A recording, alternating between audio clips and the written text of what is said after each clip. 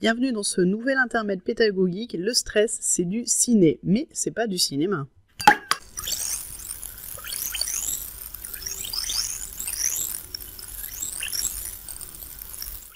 Alors le stress, c'est du ciné, pourquoi?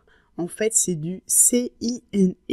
C'est une impression de contrôle faible, c'est une imprévisibilité des situations, c'est des situations de nouveauté, et c'est aussi la sensation d'être menacé, de l'ego menacé qui vont être les 4 principaux déclencheurs du stress.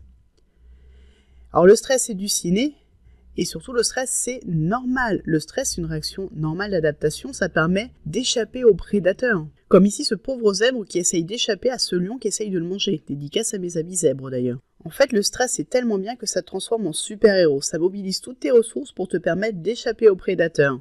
Alors on dit merci le stress. Merci le stress, oui, mais pas que. Parce qu'en fait, le stress, c'est bien, mais dans la réalité, on croise rarement Dark Vador, Voldemort ou Sauron regroupés dans la rue. Pas plus qu'un ours ou un mammouth d'ailleurs, les situations pour lesquelles notre cerveau était initialement câblé. À part bien sûr, au cinéma, au ciné, avec le contrôle faible, l'imprévisibilité, la nouveauté et l'ego menacé.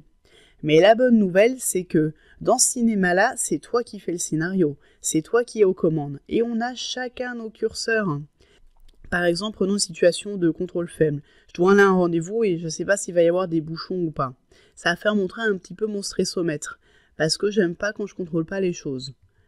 Mais mettons que j'aime beaucoup la nouveauté, et j'ai une situation où j'ai une petite dose de nouveauté, mais mon stressomètre il va pas bouger parce que ça me convient très bien, je suis pas sensible à la nouveauté, j'aime ça va pas me stresser. Sauf que le problème, c'est que non seulement on a chacun nos déclencheurs, les choses auxquelles on est particulièrement sensible, et ils vont se cumuler. Et quand on cumule le contrôle faible, l'imprévisibilité, la nouveauté et l'ego menacé, qu'on se fait un ciné complet, là le stressomètre, il va déborder. Et c'est là qu'on va passer du côté obscur. Et le côté obscur du stress, ça va être quoi? Ça va être comme dans Mad Men, des recours à des produits calmants ou excitants, du repli sur soi, des difficultés à coopérer, une diminution des activités sociales parce qu'on n'a plus d'énergie pour ça, de l'agressivité vis-à-vis des autres, mais aussi vis-à-vis de soi, et des sentiments d'anxiété, de dépression et bien sûr le risque de burn-out. Alors il faut réagir, il faut contrôler, on en est de son stressomètre. Et justement, toi, tu en es où niveau stress ? Pour le savoir, à toi de jouer, commence ta quête et fais le test. Tu vas pouvoir remplir ton stressomètre pour voir quel est ton niveau de stress dans ta caisse de Stress Fighter et le module 1 est offert. Et à la fin du module 1, tu as ton stressomètre que tu vas pouvoir faire gratuitement.